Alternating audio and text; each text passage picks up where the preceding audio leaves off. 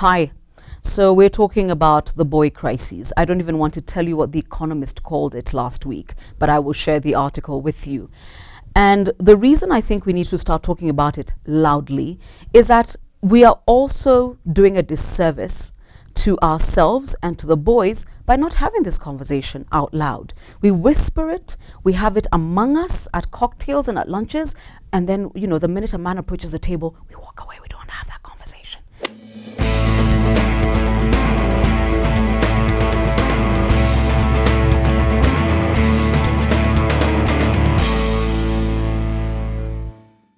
And let me just go back to the places where we turn boys into men. Male is a chromosome disposition. It's a roll of the dice. You're born male, you become a man, and you grow into a man.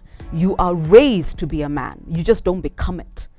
And I think the worst thing about the way we have parented, and let's start from there, because this is not a Gava issue, it is not a church issue, it's not a corporate issue, it's at the family setting. And it's very easy to say, but it's because of absentee fathers. Let me talk to my sisters. Girlfriend, and I've seen this because my daughter plays with these two amazing boys in her life, Ken and Karom.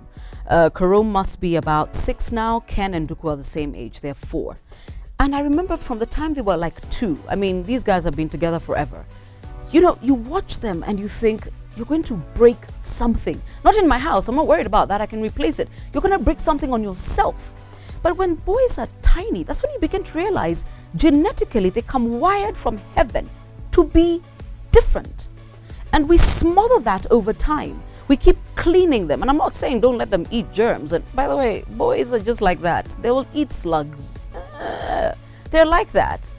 And I'm not saying don't take care of him. I'm saying let him be. Let him be. Because if you try to raise, and we are doing this, raise our sons the way we raise our daughters, or the way we would raise a little, candy floss girl, we're destroying not just the boy and the man in him, but society at large. Do you know the sort of pressure we put on our daughters is not the same pressure we put on our sons? It isn't. I mean, we've been pushing our daughters, and I know this because my mother was always very clear, and you will be more, and you will do more, and what do you think you're going to become of yourself? And you grow up and you realize, wait a minute, the level at which I was being pushed, my uncles were not being pushed that hard. Some of the guys I know were not being pushed that hard. The guy who, was trying to tune you when you were 27 was not necessarily driving his own car, that was his mother's. And it's like this boyo, kabebi, kadadi thing doesn't just stop when the boy is 5. It keeps going on. He's 25, he's 27.